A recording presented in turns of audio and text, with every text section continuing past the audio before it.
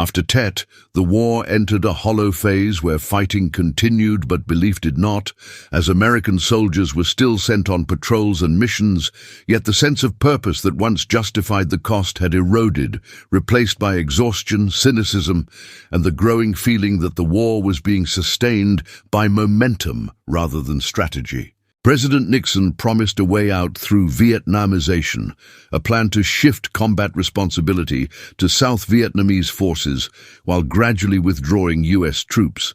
But on the ground, this often meant Americans fighting on while preparing their replacements, delaying departure rather than resolving the conflict. Morale inside the ranks deteriorated sharply.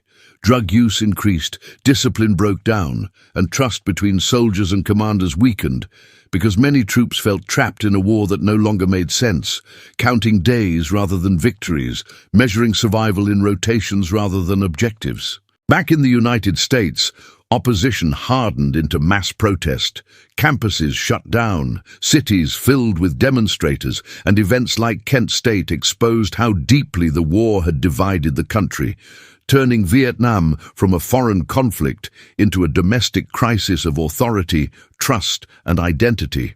Despite promises of de-escalation, the war widened into Cambodia and Laos, blurring its boundaries even further and convincing many Americans that withdrawal was being discussed publicly while escalation continued quietly, deepening the credibility gap between leaders and the public. By the Paris Peace Accords in 1973, U.S. combat troops were finally leaving Vietnam, not in triumph, not in defeat on the battlefield, but in disengagement, marking the end of America's direct war while leaving South Vietnam exposed, unstable, and increasingly alone, as the final reckoning loomed just beyond the horizon.